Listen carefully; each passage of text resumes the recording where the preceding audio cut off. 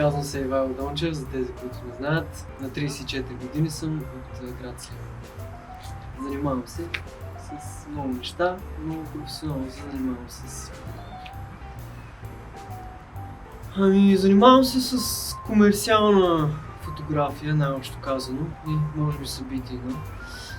Като така интереса ми изобщо сферата, в която работя, е свързана с екстремни спортове. И то по някакъв начин това е вследствие на начина, в който живея, защото аз се занимавам с такъв тип спортове от малък и някакси и средата ми е така, може би не цялата, но част от обкръжението ми са хора, които активно се занимават с екстремни спортове. И реално всичко в живота ми и фотографията започна покрай тези неща. Първо беше скейта, лека по лека се появиха другите екстремни спортове, активности и така. Не знам, хората си мислят, че е екстремна фотография, да. Някои казват, че се занимава с екстремна фотография, че съм екстремен фотограф и така нататък. Аз имам малко по-различни разбирания за екстремна фотография. Аз се занимавам с заснемане на екстремни спортове, но това колко е екстремно това, което го правя, е друг въпрос. За мен екстремната фотография е примерно фотографите, които работят в конфликтни зони. Било то там, където се случват някакви войни, където има природни бедствия, земетресения и така нататък. И смятам, че за там ти трябват много по-големи топки да работиш, отколкото в сферата или на местата, на които аз се поставям в някакви ситуации с хората, с които работя.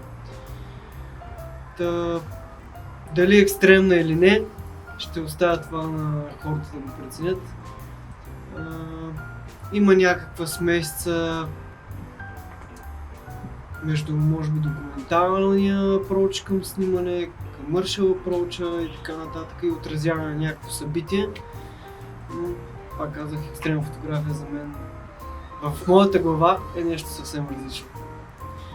Допирната точка между това, което аз снимам, нали, екстремните спортове или някакви commercial тип проекти, документалната фотография, е по-скоро подхода ми към обекта, който снимам.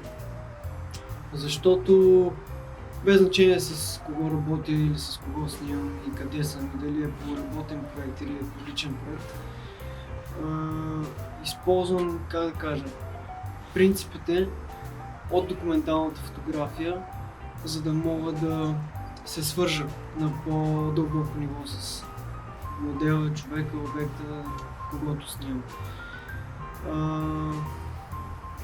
Всички знаем, че документалната фотография не се получава бързо, т.е. тя ме е научила на търпение, тя ме е научила на това да наблюдавам внимателно човека в дълбочина, нещата, които прави, начина, по който живее, начина, по който мисли. И за мен там е допирната точка на това, което аз правя с документалната фотография. Много харесвам документална фотография, смятам, че това е може би най-високото ниво в фотографията, най-трудната фотография. Не мога да кажа, че аз съм документален фотограф или добър или силен документален фотограф, поне все още на този етап, но това е някакъв процес и пак казвам, без значение какво снимам, винаги in the back of my mind е approach към документалната фотография. Просто защото знам, че това, което мога да покажа, което е готино, което ще се хареса на хората от commercial гледна точка, има много по-голяма дълбочина в действителност.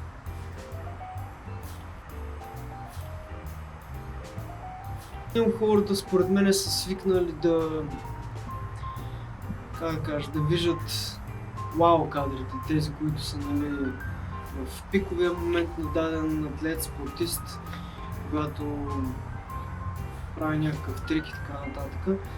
Докато дълбочината за мен се изразява в това в пътя, който е преди да стигнеш до този момент.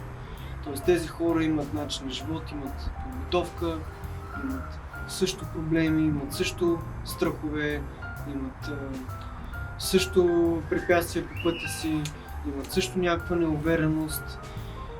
И ако тези слоеве успееш по някакъв начин да ги разкриеш, да ги покажеш, защото те са свързани с вътрешния свят на човек, без значение с какво се занимава, за мен това носи много по-голяма стойност и дълбочина в един проект. С какво се различава екшън фотографията от останалите жанрове? Да, общо казвам, нали, тя е пак някакъв вид спортна фотография или понякога събитие на фотография. Но това, което най-много я отличава, и то за някои конкретни спортови дисциплини, е първо хората, с които работя, хората, които срещам. И понякога на местата, на които се озовавам. Имало е случаи, в които просто е така за момент съм спирал и съм се замислял, може би никога нямаше да съм тук, ако нямах интерес към този тип снимане или към този тип спорт и така нататък. И понякога се е случвало да съм само аз и човека, когото снимам, на локацията, на която сме. И тогава това за мен е нещо, което най-много го отличава от всички останали неща. И това ми е така много готино вътрешно чувство, защото много обичам да съм някъде, където първо никога не съм бил и второ, където много малко хора имат достъп до това място. И това е всъщност нещо, което и до ден днешен ме привлича в много неща, не само в фотографията. Просто обичам да съм или да съм първи в нещо, или да бъда някъде, където малко хора сме били, или да откривам нови места. И за мен това носи много по-голяма стойност, отколкото самото снимане. Целият експириенс и пътя, който стигам до там. Първо ще кажа за хората, с които работя, защото аз съм си говорил с тях на тази тема. Много често, когато отиваме да снимаме нещо и усещам, че понякога има някакво напрежение, дори понякога го усещам вътре чрез себе си, поставяйки се в ситуацията, в която е примерно съответният атлет. И чисто човешки комуникирам с тях и съм ги питал, защото ми е интересно, защото знам, че всеки един от нас изпитва страх. Ако някой ти каже, че няма страх от нищо, пълна глупост, нали? Страхът всъщност, нали, е нещо много хубаво, то ни пази в някаква степен и ни кара да се подготвяме, да планираме, да мислим в детайл, за да може да минимизираме риска максимално. И най-често страхът на хората, с които работя, по-скоро понякога е като вълнение, когато нещо ще го правят за първи път. Понякога е вътрешно състояние, свързано с съвсем други фактори, които нямат нищо общо с билото спорта, изпълнението на, как да кажа, на трика, на еврата или каквото е там. Но всеки един от тях има някакво такова, нали, вътрешно притеснение до момента, в който не застане на стартова позиция, най-общо казано, и не влезе в неговата си зона, в неговия свет. Тогава с всички, с които съм си говорил, остава едно и също нещо. Просто абсолютно всичко се изключва и фокус е само към целта или към това, което трябва да преформи, това, което трябва да направят. Понякога моят страх с какво е свързан? Понякога да гледаш човек как скача от скала, нали, ти си до него, също ми е носило напрежение. Понякога пътя, който минавам, за да стигна до кажеш, до ръбчето на тази скала. Също ми е носило така напрежение в малко повече. Но това винаги са били някакви такива моменти, в които ти си изправяш пред себе си, най-общо казано. Те са някакви лични предизвикателства и тези неща те учат. Нали, в различни ситуации, на различни места учиш различни уроци. А пък това защо тези хора правят тези неща, не мисля, че е свързан толкова много с било то търсене на адреналин, или както хората ги наричат адреналин джанки, или това да търсиш лимита си, защото човешкият лимит и можеш да го търсиш по абсолютно всякакви начини, нали? Не е задължително да скачаш от самолет или да я караш с 300 или да летиш с костюм и така нататък. Ти можеш да го търсиш във всяка една сфера от живота си и по много различни начини. Но това, което ми прави впечатление, и ако съда по себе си понякога, този тип дейности, малко или много, колкото и да не си го признават хората или да не си го признаваме, е вид бягство от реалността. Защото когато правиш такива неща, наистина всичко останало за тебе тотално изчезва. В смисъл, ти не можеш да мислиш за други неща, ако си в някакъв такъв тип среда. Сетивата са ти супер изострени и перформансът ти, начинът по който перформаш даден спорт, зависи от това ти дали ще си жив или не. Съответно ти няма как да мислиш за проблемите си, няма как да мислиш за отношенията си с близки хора, примерно. Няма как да мислиш за финансовата част в живота си, просто си като в един тунел и имаш само една единствена цел. Съответно това цялото разсейване, страничното изчезва. И затова за мен в някаква степен екстремните спортове са бягство. Дали от теб самия, дали от заобикалящия свят, дали от вътрешния свят, няма никакво значение. И сега, това, което се случва в мозъка ти вследствие, нали, с всичките химикали, които се произвеждат, нали, допамин, ендорфин, адреналин и така нататък, е постфактор на това, което си направил. Едни хора го получават чрез изкуствени субстанции, други хора го получават чрез екстремни спортове, трети хора го получават, когато те в дискотека се забавляват, примерно.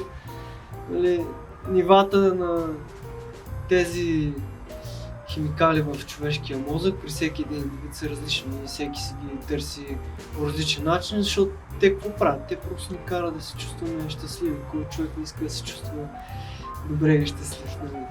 Няма такова нещо.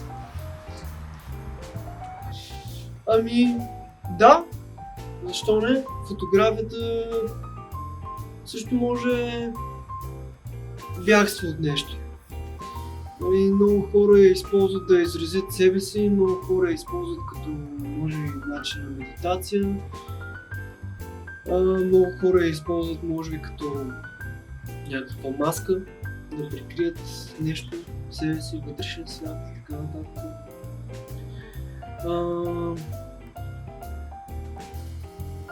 Аз не съм стигнал до момента, в който я използвам като бягство. И дори напротив, понякога искам да избягам от нея, защото когато ми се натрупа само работа, в един момент просто не искам да снимам.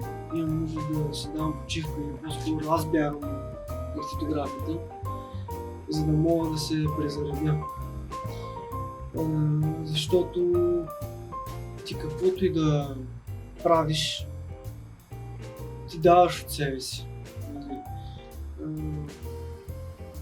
И когато се почувствам по някакъв начин изчерпан от това, което правя, имам нужда просто да се оттегля за малко. Защото иначе не мога да го правя по най-добрия начин. когато започнеш да правиш нещо посредствено, значи си приключил там. Поне аз съм така. И това са моменти, в които всъщност на мен са много полезни, защото ми дават време да рефлектирам върху себе си, върху това, което правя, върху това дали искам да продължавам да го правя и съответно в каква посока да продължа да го правя. Или играта тотално е приключила и е време за нещо ново. Все още не съм стигнал до този етап, но в главата ми е така, че постоянно ми изкачат нови идеи, постоянно ми се правят различни неща, нови неща. Понякога те не се случат на момента, понякога няма време, докато започна да ги правя.